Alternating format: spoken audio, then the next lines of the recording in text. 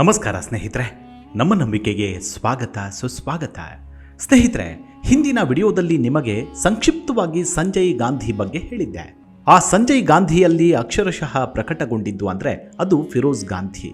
ಫಿರೋಜ್ನಿಂದ ಗಾಂಧಿ ಎಂಬ ಅಡ್ಡ ಹೆಸರು ಪಡೆದ ಇಂದಿರಾ ಎಲ್ಲೂ ಕೂಡ ಈ ಫಿರೋಜ್ನ ಪ್ರಭಾವವಾಗಲಿ ನೆರಳಾಗಲಿ ಬೀಳಲು ಬಿಡಲಿಲ್ಲ. ಇವತ್ತಿಗೂ ನೀವು ನೆಹರು ಮನೆತನದ ಇತಿಹಾಸವನ್ನು ನೋಡಿದರೆ ಫಿರೋಜ್ ಗಾಂಧಿ ಒಬ್ಬ ಅಳಿದು ಹೋದ ಚಿತ್ರದಂತೆ ಕಾಣಿಸ್ತಾರೆ ಹೊರತು ಎಲ್ಲೂ ಕೂಡ ಆತನ ಸ್ವಾತಂತ್ರ್ಯ ಹೋರಾಟದ ಬಗ್ಗೆ ಆಗಲಿ ಆತ ಸಂಸದನಾಗಿ ನೆಹರು ವಿರುದ್ಧವೇ ತೊಡೆತಟ್ಟಿದ್ದ ವಿಚಾರಗಳು ಅಷ್ಟೊಂದು ಕಾಣೋದೇ ಇಲ್ಲ. ಇಂತಹ ಫಿರೋಜ್ ಗಾಂಧಿ ಇಂದಿರಾ ಗಾಂಧಿ ಅವರನ್ನ ಪ್ರೀತಿಸಿ ಮದುವೆಯಾಗಿದ್ರು. ಈ ಫಿರೋಜ್ ಗಾಂಧಿ ಮತ್ತು ಇಂದಿರಾ ಗಾಂಧಿ ಮದುವೆಯಾಗಿದ್ದೇ ಒಂದು ರೋಚಕ ಕಥೆ.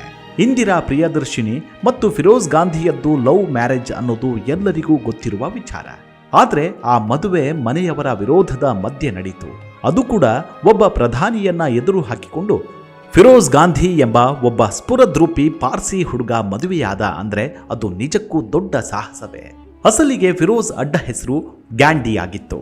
ಬರ್ಟಿಲ್ ಫಾಕ್ ಅವರ ಫಿರೋಜ್ ದಿ ಫಾರ್ಗಟನ್ ಗಾಂಧಿ ಪುಸ್ತಕದ ಪ್ರಕಾರ ಫಿರೋಜ್ ರಾಜಕೀಯದಲ್ಲಿ ಸಕ್ರಿಯರಾಗಿದ್ದ ಕಾಲದ ಪತ್ರಿಕೆಗಳಲ್ಲಿ ಅವರ ಉಪನಾಮ ಗ್ಯಾಂಡಿಯನ್ನ ಗಾಂಧಿ ಎಂದು ತಪ್ಪಾಗಿ ಬರೆಯಲಾಯಿತು. ಮುಂದೆ ಅದೇ ಹೆಸರನ್ನ ಮುದ್ರಿಸಲು ಪ್ರಾರಂಭಿಸಲಾಯಿತು. ಅಂದಿನಿಂದ ಗಾಂಧಿ ಎಂದಿಗೂ ದೂರವಾಗದ ನೆರಳಿನಂತೆ ಫಿರೋಜ್ ಹೆಸರಿಗೆ ಅಂಟಿಕೊಂಡಿತ್ತು. ಆದಾಗ್ಯೂ ಅನೇಕ ಇತಿಹಾಸಕಾರರು ಈ ವಿಷಯದ ಬಗ್ಗೆ ವಿಭಿನ್ನ ಅಭಿಪ್ರಾಯಗಳನ್ನು ಹೊಂದಿದ್ದಾರೆ. ಹಿಂದೂ ಧರ್ಮೀಯರಾದ ನೆಹರುಗೆ ತಮ್ಮ ಮಗಳನ್ನ ಒಬ್ಬ ಪಾರ್ಸಿ ಹುಡುಗನಿಗೆ ಕೊಟ್ಟು ಮದುವೆ ಮಾಡುವ ಮನಸ್ಸಿರಲಿಲ್ಲ. ಹೀಗಾಗಿ ಮಹಾತ್ಮ ಗಾಂಧಿ ಆ ಪಾರ್ಸಿ ಹುಡುಗನನ್ನ ದತ್ತು ಸ್ವೀಕರಿಸಿ ತಮ್ಮ ಗಾಂಧಿ ಎಂಬ ಸರ್ನೇಮನ್ನ ಆತನಿಗಿಟ್ರು. ಆ ಬಳಿಕವೇ ನೆಹರು ಈ ಮದುವೆಗೆ ಒಪ್ಪಿದ್ರು ಅಂತ ಅನೇಕಾನೇಕ ಕಥೆಗಳಿವೆ. ಆದರೆ ಅದು ತಪ್ಪು ಅನ್ನೋದು ಕೂಡ ಸಾಬೀತಾಗಿದೆ. ಅದಲ್ಲದೆ ಅಲಹಾಬಾದ್ನಲ್ಲಿ ಗ್ಯಾಂಡಿ ಎಂಬ ಮನೆತನದ ಹೆಸರು ಇರುವ ಅನೇಕ ಪಾರ್ಸಿ ಕುಟುಂಬಗಳು ಇದ್ವು. ಈಗಲೂ ಕೂಡ ಪಾರ್ಸಿ ಕುಟುಂಬಗಳಲ್ಲಿ ಗ್ಯಾಂಡಿ ಎಂಬ ಸರ್ನೇಮ್ ಇರೋ ಮನೆತನಗಳು ಇವೆ. ಹೀಗಾಗಿ ಇಲ್ಲಿ ಗಾಂಧಿಗೂ ಮತ್ತು ಫಿರೋಜ್ ಗಾಂಧಿಗೂ ಸಂಬಂಧವಿಲ್ಲ. ಆದರೆ ಇಂದಿರಾ ಪರವಾಗಿ ಬರೆಯುವ ಇತಿಹಾಸಕಾರರು ಕೆಲವನ್ನ ತಿರುಚಿದ್ದಾರೆ ಅಂತ ಇವತ್ತಿಗೂ ಅನೇಕ ತಜ್ಞರು ಅಭಿಪ್ರಾಯಪಟ್ಟಿದ್ದಾರೆ. ಇನ್ನು ಈ ಫಿರೋಜ್ ಗಾಂಧಿ ಮುಂಬೈ ಮೂಲದ ಪಾರ್ಸಿ ಹುಡುಗ. ಆತನ ತಂದೆ ನೌಕಾದಳದ ಅಧಿಕಾರಿ. ಫಿರೋಜ್ ತಂದೆ ಜಹಾಂಗೀರ್ ಗ್ಯಾಂಡಿ ಗುಜರಾತ್ನ ಭರೂಚ್ನವರಾಗಿದ್ರು. ಫಿರೋಜ್ ಅವರ ತಾಯಿಯ ಹೆಸರು ರತಿಬಾಯಿ ಗ್ಯಾಂಡಿ. ಫಿರೋಜ್ ಅವರ ತಂದೆ ವೃತ್ತಿಯಲ್ಲಿ ನೌಕಾದಳದ ಎಂಜಿನಿಯರ್ ಆಗಿದ್ದವರು. ತಂದೆಯ ಮರಣದ ನಂತರ ಫಿರೋಜ್ ಮೊದಲು ತನ್ನ ತಾಯಿಯೊಂದಿಗೆ ಮುಂಬೈನಲ್ಲಿ ವಾಸಿಸುತ್ತಿದ್ರು. ನಂತರ 1915ರಲ್ಲಿ ಅಲಹಾಬಾದ್ಗೆ ಅಂದ್ರೆ ಈಗಿನ ಪ್ರಯಾಗ್ರಾಜ್ಗೆ ಬಂದರು. ಅದಕ್ಕೂ ಮೊದಲೇ ಅಲಹಾಬಾದ್ನಲ್ಲಿದ್ದ ತಮ್ಮ ತಂಗಿಯ ಮನೆಯಲ್ಲಿ ಓದಲಿ ಅಂತ ಫಿರೋಜ್ ತಂದೆ ಅವರನ್ನ ಅಲಹಾಬಾದ್ಗೆ ಕಳುಹಿಸಿದ್ರು. ಆದರೆ ತಂದೆಯ ಸಾವಿನ ನಂತರ ಸಂಪೂರ್ಣ ಅಲಹಾಬಾದ್ಗೆ ಹೊರಟು ಬಂದರು. ಪದವಿ ಪಡೆದು ಕಾನೂನು ವ್ಯಾಸಂಗ ಆರಂಭಿಸಿದ್ದ ಫಿರೋಜ್ ಗಾಂಧಿ ವಕೀಲಿಕೆ ಕಲಿಯಲೆಂದು ಅಲಹಾಬಾದ್ನ ಚರ್ಚ್ ರೋಡ್ನಲ್ಲಿದ್ದ ಆಲಿಶಾನ್ ಆನಂದ್ ಭವನ್ನ ನಿವಾಸಿ ಪ್ರಖ್ಯಾತ ವಕೀಲ ಮೋತಿಲಾಲ್ ನೆಹರು ಅವರ ಬಳಿ ವಕೀಲಿಕೆ ಕಲಿಯಲು ಅಂತ ಬಂದರು. ಈ ಮಧ್ಯೆ ಇಂದಿರಾ ತಾಯಿ ಕಮಲಾ ನೆಹರು ಒಂದು ಚಳುವಳಿಯ ಸಂದರ್ಭದಲ್ಲಿ ಕಾಲೇಜಿನ ಮುಂದೆ ಪ್ರತಿಭಟನೆ ನಡೆಸುತ್ತಿದ್ದಾಗ ಮೂರ್ಛೆ ಹೋಗ್ತಾರೆ. ಆಗ ಫಿರೋಜ್ ಗಾಂಧಿ ಅವರನ್ನ ಆರೈಕೆ ಮಾಡಿದ್ರಂತೆ. ಬಳಿಕ ಕಮಲಾ ಅವರ ಯೋಗಕ್ಷೇಮ ವಿಚಾರಿಸಲು ಈ ಫಿರೋಜ್ ಅವರ ಮನೆಗೆ ಅಂದ್ರೆ ಅಲಹಾಬಾದ್ನ ಆನಂದ್ ಭವನಕ್ಕೆ ಭೇಟಿ ನೀಡಲು ಪ್ರಾರಂಭಿಸಿದ್ರಂತೆ. ಹೀಗೆ ನಿಧಾನಕ್ಕೆ ಫಿರೋಜ್ ನೆಹರು ಕುಟುಂಬಕ್ಕೆ ಹತ್ತಿರವಾಗ್ತಾ ಹೋದ್ರು. ಇದೇ ವೇಳೆಯಲ್ಲಿ ಅನಾರೋಗ್ಯ ಪೀಡಿತರಾದ ಕಮಲಾರನ್ನ ಫಿರೋಜ್ ನೋಡಿಕೊಳ್ತಿದ್ದ ರೀತಿ ಇಂದಿರಾಗೆ ಇಂಪ್ರೆಸ್ ಮಾಡಿತ್ತು. ಕಮಲಾರ ಕೊನೆಗಾಲದಲ್ಲಿ ಅವರು ಕಾರಿದ್ದ ರಕ್ತ ಕೂಡ ಈ ಫಿರೋಜ್ ಗಾಂಧಿ ತನ್ನ ಕೈಯಾರೆ ಒರೆಸಿ ಯಾವ ಹೇಸಿಗೆಯೂ ಇಲ್ಲದೆ ಆಕೆಯ ಆರೈಕೆಯನ್ನ ಮಾಡಿದ್ರಂತೆ. ಆತನ ಈ ಆರಾಧನೆಯ ಗುಣವೇ ಇಂದಿರಾಗೆ ಹಿಡಿಸಿತ್ತು ಅನ್ನೋದು ಇತಿಹಾಸಕಾರರ ಅಭಿಪ್ರಾಯ. ಕಮಲಾರ ಆರೋಗ್ಯ ಬಿಗಡಾಯಿಸಿದಾಗ ಚಿಕಿತ್ಸೆಗೆ ಅಂತ ಅವರನ್ನ ಜರ್ಮನಿಯ ಬ್ಲ್ಯಾಕ್ ಫಾರೆಸ್ಟ್ ಮಧ್ಯೆಯ ಗಿರಿಧಾಮ ಕೇಂದ್ರಕ್ಕೆ ಕಳುಹಿಸಲಾಯಿತು. ಅದೇ ಹೊತ್ತಿಗೆ ಲಂಡನ್ನ ಸ್ಕೂಲ್ ಆಫ್ ಎಕನಾಮಿಕ್ಸ್ ಓದಲು ಫಿರೋಜ್ ಇಂಗ್ಲೆಂಡ್ಗೆ ಹೋದಾಗ ಮತ್ತೆ ಕಮಲಾರ ಸಹಾಯಕ್ಕೆ ನಿಂತಿದ್ದ. ಕೊನೆಗೆ 1936ರಲ್ಲಿ ಕಮಲಾ ನೆಹರು ತೀರಿಕೊಂಡ ಬಳಿಕ ಇಂದಿರಾ ಈ ಫಿರೋಜ್ಗೆ ಹತ್ತಿರವಾಗಲು ಶುರುವಾದರು. ಆಕ್ಸ್ಫರ್ಡ್ ವಿವಿಯಲ್ಲಿ ಪ್ರವೇಶ ಪಡೆಯಲು ಇಂದಿರಾ ತಯಾರಿ ನಡೆಸುತ್ತಿದ್ದಾಗ ಲಂಡನ್ನಲ್ಲಿ ಫಿರೋಜ್ ಮತ್ತು ಇಂದಿರಾ ಮತ್ತಷ್ಟು ಹತ್ತಿರವಾದರು. ಈ ವೇಳೆಗಾಗಲೇ ಇಂದಿರಾ ಮತ್ತು ಫಿರೋಜ್ ಮಾರ್ಕ್ಸಿಸ್ಟ್ ಸಿದ್ಧಾಂತಕ್ಕೆ ಆಕರ್ಷಿತರಾಗಿದ್ರು. ಆಗ ಕಮ್ಯುನಿಸ್ಟರ ದೊಡ್ಡ ಚಳುವಳಿ ಇಂಡಿಯಾ ಲೀಗ್ ಸಂಘಟನೆ ಶುರುವಾಗಿತ್ತು. ಆ ಹೊತ್ತಿಗಾಗಲೇ ಕೃಷ್ಣ ಮೆನನ್ ದೊಡ್ಡ ಮಟ್ಟದಲ್ಲಿ ಈ ಕಮ್ಯುನಿಸ್ಟ್ ಸಿದ್ಧಾಂತವನ್ನ ಪ್ರಚಾರ ಮಾಡಿದ್ರು. ಅದೇ ಹೊತ್ತಿಗೆ ಇಂದಿರಾ ಮತ್ತು ಫಿರೋಜ್ ಕೂಡ ಇದೇ ಕೃಷ್ಣ ಮೆನನ್ ಗರಡಿಯಲ್ಲಿ ಪಳಗಿದ್ರು. ಇಂಗ್ಲೆಂಡ್ನಲ್ಲಿ ನಡೆಯುತ್ತಿದ್ದ ಈ ಚಳುವಳಿಯಲ್ಲಿ ಇಬ್ಬರು ಸಕ್ರಿಯವಾಗಿ ಪಾಲ್ಗೊಳ್ತಾರೆ. ಅದೇ ಹೊತ್ತಿಗೆ ಅವರಿಬ್ಬರು ಪ್ರೀತಿಯಲ್ಲಿ ಬಿದ್ದು ಅದು ಗಾಢವಾಗಿ ಹೋಯಿತು. ಇಂದಿರಾ ಮತ್ತು ಫಿರೋಜ್ ಅವರ ಪ್ರೇಮ ಕಥೆಯಲ್ಲಿ ಹಲವು ಅಡೆತಡೆಗಳಿದ್ವು. ದೊಡ್ಡ ಅಡ್ಡಿ ಅಂದ್ರೆ ಅವರಿಬ್ಬರು ಬೇರೆ ಬೇರೆ ಧರ್ಮಗಳಿಗೆ ಸೇರಿದವರಾಗಿದ್ದರು. ಇಂದಿರಾ ಹಿಂದೂ ಪಂಡಿತ ಕುಟುಂಬಕ್ಕೆ ಸೇರಿದವರು ಮತ್ತು ಫಿರೋಜ್ ಪಾರ್ಸಿ ಕುಟುಂಬಕ್ಕೆ ಸೇರಿದವರು. ಎರಡನೆಯದಾಗಿ ಇವರಿಬ್ಬರ ನಡುವೆ ವಯಸ್ಸಿನ ವ್ಯತ್ಯಾಸ. ಆ ಸಮಯದಲ್ಲಿ ಇಂದಿರಾಗೆ 16 ವರ್ಷ ಮತ್ತು ಫಿರೋಜ್ಗೆ 21 ವರ್ಷ. ಮೂರನೆಯದಾಗಿ ಫಿರೋಜ್ ಮತ್ತು ಜವಾಹರ್ಲಾಲ್ ನೆಹರು ಅವರ ಸಿದ್ಧಾಂತಗಳು ವಿಭಿನ್ನವಾಗಿದ್ದವು. ಫಿರೋಜ್ ಆಗಾಗ್ಗೆ ಜವಾಹರ್ಲಾಲ್ ನೆಹರು ಅವರ ನೀತಿಗಳ ವಿರುದ್ಧ ಬರೆಯುತ್ತಿದ್ದರು. ಫಿರೋಜ್ ಜೊತೆ ಮದುವೆಯಾಗ್ತೀನಿ ಎಂದಾಗ ಡೆಹ್ರಾಡೂನ್ ಜೈಲಿನಲ್ಲಿದ್ದ ನೆಹರು ಕೆಂಡ ತುಳಿದವರಂತೆ ವ್ಯಾಘ್ರಗೊಂಡಿದ್ರು. ಆದರೆ ಈ ಮದುವೆಯಿಂದ ಇಂದಿರಾರನ್ನ ಪಾರು ಮಾಡಲು ನೆಹರುಗೆ ಯಾವುದೇ ದಾರಿ ಕಾಣಲಿಲ್ಲ. ಕೊನೆಗೆ 1942 ಮಾರ್ಚ್ 26ರಂದು ಸರಳವಾಗಿ ಕೆಲವು ರಾಜಕೀಯ ನಾಯಕರ ಸಮ್ಮುಖದಲ್ಲಿ ಫಿರೋಜ್ ಮತ್ತು ಇಂದಿರಾರ ಮದುವೆ ನಡೆದು ಹೋಗುತ್ತೆ. ಮಾವನ ಹಂಗು ಬೇಡ ಅಂತ ಈ ಫಿರೋಜ್ ಆನಂದ ಭವನ ಎಂಬ ಬಂಗಲೆಯಿಂದ ದೂರ ಉಳಿದುಕೊಂಡು ಪತ್ರಿಕೆಯಲ್ಲಿ ಕೆಲಸ ಮಾಡಲು ಶುರು ಮಾಡ್ತಾರೆ. ಪತ್ರಿಕಾ ಕಚೇರಿಯಲ್ಲಿ ಕುಳಿತು ಈ ಫಿರೋಜ್ ಗಾಂಧಿ ಸ್ವತಂತ್ರ ಸಂಗ್ರಾಮದ ವರದಿಗಳನ್ನು ಬರೆಯುತ್ತಿದ್ರು. ಅದೇ ಹೊತ್ತಿಗೆ ಅಂದ್ರೆ ಆಗಸ್ಟ್ 20, 1944ರಲ್ಲಿ ರಾಜೀವ್ ಗಾಂಧಿಯ ಜನನವಾಯಿತು. ಆ ಬಳಿಕ ಇಂದಿರಾ ಆನಂದ್ ಭವನ್ ಸೇರಿಕೊಳ್ತಾರೆ. ಅದೇ ಹೊತ್ತಿಗೆ ನೆಹರು ಕುಟುಂಬದಿಂದ ಸಾಕಷ್ಟು ಅಂತರ ಕಾಯ್ದುಕೊಂಡಿದ್ದ ಫಿರೋಜ್ ಅಲಹಾಬಾದ್ನಿಂದ ಲಖನೌಗೆ ಹೋದ್ರು. ಮಾವ ಕೈ ಸುಟ್ಟುಕೊಂಡಿದ್ದ ನ್ಯಾಷನಲ್ ಹೆರಾಲ್ಡ್ ಪತ್ರಿಕೆಗೆ ಮರುಜೀವ ಕೊಡಲು ಹಗಲು ರಾತ್ರಿ ಶ್ರಮಿಸುತ್ತಿದ್ರು. ಆದರೆ ಅಷ್ಟೊತ್ತಿಗೆ ಇಂದಿರಾ ಮತ್ತು ಫಿರೋಜ್ ಮಧ್ಯೆ ಬಿರುಕು ಶುರುವಾಗಿತ್ತು.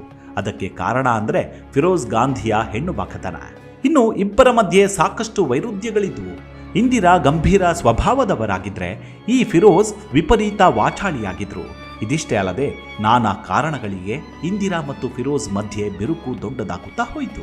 ಎರಡನೇ ಮಗ ಸಂಜಯ್ ಹುಟ್ಟಿದ ಮೇಲೆ ಅಂತೂ ಇಂದಿರಾ ಮತ್ತು ಫಿರೋಜ್ ಸಂಪೂರ್ಣವಾಗಿ ದೂರವಾಗಿದ್ದರು. ಇನ್ನು ಸಂಜಯ್ ಗಾಂಧಿ ಹುಟ್ಟಿದಾಗ ಇಂಗ್ಲಿಷ್ ಮತ್ತು ಹಿಂದೂ ಜ್ಯೋತಿಷಿಗಳಿಬ್ಬರು ನೆಹರು ಮೊಮ್ಮಗನ ಬಗ್ಗೆ ನಾನಾ ಭವಿಷ್ಯಗಳನ್ನು ನುಡಿದಿದ್ರು ಅಂತ ಲೇಖಕ ವಿನೋದ್ ಮೆಹ್ತಾ ತಮ್ಮ ಸಂಜಯ್ ಸ್ಟೋರಿ ಪುಸ್ತಕದಲ್ಲಿ ದಾಖಲಿಸಿದ್ದಾರೆ. ಇಂಗ್ಲಿಷ್ ಜ್ಯೋತಿಷಿ ಹೇಳಿದಂತೆ ಈ ಸಂಜಯ ಡಿಸೆಂಬರ್ನಲ್ಲಿ ಹುಟ್ಟಿದವನು, ಧನುರಾಶಿ. ಹೀಗಾಗಿ ಭಯಂಕರ ಕುತೂಹಲ ಉಳ್ಳವನು. ವೈದ್ಯಕೀಯ ಮತ್ತು ಕಾನೂನು ಈತನಿಗೆ ಹೇಳಿ ಮಾಡಿಸಿದಂತಿದೆ. ಈತ ಅದೃಷ್ಟವಂತ ಅಂತ ಹೇಳಿದ್ರಂತೆ. ಇನ್ನು ಹಿಂದೂ ಜ್ಯೋತಿಷಿ ಇವನದು ಸಿಂಹರಾಶಿ. ಅಂತಾರಾಷ್ಟ್ರೀಯ ಮಟ್ಟದಲ್ಲಿ ಖ್ಯಾತಿ ಗಳಿಸುತ್ತಾನೆ. 40ನೇ ವಯಸ್ಸಿನಲ್ಲಿ ರಾಜಕೀಯ ಅಧಿಕಾರ ಸಿಗುತ್ತೆ. 55ನೇ ವಯಸ್ಸಿಗೆ ದೊಡ್ಡ ಸನ್ಯಾಸಿ ಆಗ್ತಾನೆ ಅಂತ ಹೇಳಿದ್ರಂತೆ. ಆದರೆ ದುರಾದೃಷ್ಟವಶಾತ್ 2 ಸುಳ್ಳಾದವು. ಕೇವಲ ತನ್ನ 33ನೇ ವಯಸ್ಸಿನಲ್ಲಿ ಈ ಸಂಜಯ್ ಗಾಂಧಿ ತನ್ನ ಇಹಲೋಕದ ಯಾತ್ರೆಯನ್ನ ಮುಗಿಸಿದ್ದಾರೆ.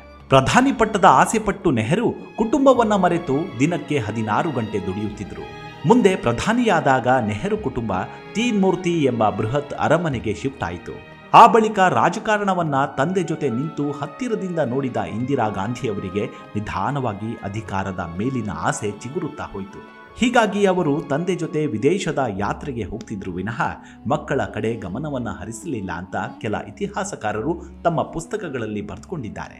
ಒಬ್ಬ ತಾಯಿಯಾಗಿ ಮಕ್ಕಳಿಬ್ಬರನ್ನ ಕತೆ ಹೇಳಿ ಲಾಲಿ ಹಾಡಿ ಅವುಗಳ ಜೊತೆ ಸಂಭ್ರಮಿಸಬೇಕಾಗಿತ್ತು. ಆದರೆ ಇದೆಲ್ಲವನ್ನ ಬಿಟ್ಟ ಇಂದಿರಾ ತಂದೆ ಜೊತೆ ವಿದೇಶ ಸುತ್ತುವ ಹಂಬಲಕ್ಕೆ ಬಿದ್ರು ಅಂತ ಹೇಳ್ತಾರೆ. ಆನಾ ಎಂಬ ಡ್ಯಾನಿಷ್ ಗವರ್ನೆನ್ಸ್ ಒಬ್ಬಳ ಕೈಗೆ ಮಕ್ಕಳನ್ನ ಕೊಟ್ಟು ಇಂದಿರಾ ರಾಜಕೀಯ ಪಡಸಾಲೆಗೆ ಕಾಲಿಟ್ರು. ಇತ್ತ ತೀವ್ರ ಅಂತರ ಕಾಯ್ದುಕೊಂಡಿದ್ದ ಫಿರೋಜ್ ಗಾಂಧಿ ಕಾಂಗ್ರೆಸ್ ಟಿಕೆಟ್ ಗಿಟ್ಟಿಸಿಕೊಂಡು 1952ರಲ್ಲಿ ರಾಯ್ ಬರೇಲಿ ಕ್ಷೇತ್ರದಿಂದ ಗೆದ್ದು ಸಂಸದರಾದರು. ತಂದೆ ತಾಯಿ ಇಬ್ಬರು ರಾಜಕೀಯದಲ್ಲಿ ಬಿಸಿಯಾಗಿದ್ದ ಹೊತ್ತಲ್ಲೇ ಮಕ್ಕಳಿಬ್ಬರು ಮಮತೆ ಇಲ್ಲದೆ ಬೆಳೆಯತೊಡಗಿದ್ರು. ಆ ಚಿಕ್ಕ ವಯಸ್ಸಿನಿಂದಲೇ ಸಂಜಯ್ ಗಾಂಧಿ ಮನುಷ್ಯ ಸಂಬಂಧಗಳಿಂದ ವಿಮುಖನಾಗಿ ಬಿಟ್ಟ ಅಂತ ಹೇಳ್ತಾರೆ. ಸಂಸದರ ಕ್ವಾರ್ಟರ್ಸ್ನಲ್ಲೇ ವಾಸ್ತವ್ಯವನ್ನ ಹೂಡಿದ್ದ ಫಿರೋಜ್ ಗಾಂಧಿ ಅವಕಾಶ ಸಿಕ್ಕಾಗಲಿಲ್ಲ ರಾಜೀವ್ ಮತ್ತು ಸಂಜಯರನ್ನ ತನ್ನ ಮನೆಗೆ ಕರೆದೊಯ್ಯುತ್ತಿದ್ದರಂತೆ. ಆದರೆ ಅಲ್ಲೂ ಕೂಡ ಸಿಗಬೇಕಾದ ಪ್ರೀತಿ ಈ ಇಬ್ಬರು ಮಕ್ಕಳಿಗೆ ಸಿಗಲಿಲ್ಲ.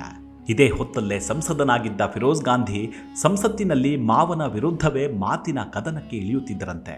ಇದನ್ನ ರಾಜೀವ್ ಗಾಂಧಿ ಮತ್ತು ಸಂಜಯ್ ಗಾಂಧಿ ಇಬ್ಬರು ಪ್ರೇಕ್ಷಕರ ಗ್ಯಾಲರಿಯಲ್ಲಿ ಕುಳಿತು ನೋಡುತ್ತಿದ್ರಂತೆ. ಇನ್ನು 1958ರಲ್ಲಿ ಫಿರೋಜ್ ಗಾಂಧಿಗೆ ಮೊದಲ ಬಾರಿಗೆ ಹೃದಯಾಘಾತವಾಯಿತು. ಆದರೆ ಬದುಕುಳಿದಿದ್ರು. ಆದರೆ 1960 ಸೆಪ್ಟೆಂಬರ್ 7ನೇ ತಾರೀಕು ಮತ್ತೊಮ್ಮೆ ಫಿರೋಜ್ ಗಾಂಧಿಗೆ ಹೃದಯಾಘಾತವಾಯಿತು.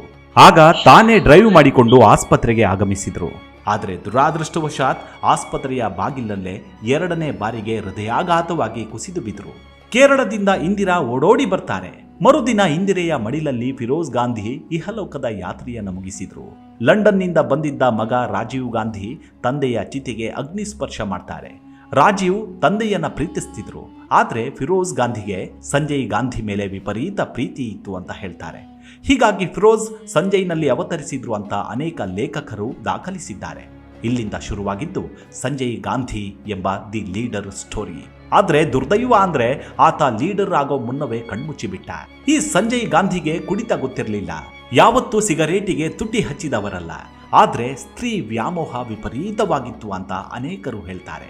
ಕೆಲ ಪತ್ರಿಕೆಗಳ ವರದಿಯ ಪ್ರಕಾರ ಸಂಜಯ್ ಗಾಂಧಿ ಕಾರಿನಲ್ಲಿ ಹುಡುಗಿಯರ ಒಳ ಉಡುಪುಗಳು ಸಿಗ್ತಾ ಇದ್ವಂತೆ. ಈ ಮೂಲಕ ಈ ಸಂಜಯ್ ಗಾಂಧಿ ತೇಟ್ ತಂದೆಯಂತೆ ಹೋಲುತ್ತಿದ್ದ. ಭಾರತವನ್ನ ಕೊಳಗೇರಿ ಮುಕ್ತ ಮಾಡಬೇಕು, ಜನಸಂಖ್ಯೆಯನ್ನ ನಿಯಂತ್ರಿಸಬೇಕು ಎಂಬ ಅಭಿಲಾಷೆ ಹೊಂದಿದ್ದ. ಆದರೆ ಆತ ಹಿಡಿದ ಮಾರ್ಗ ಮಾತ್ರ ಎದೆ ಜಲ್ಲೆನ್ನುವಂತಿತ್ತು.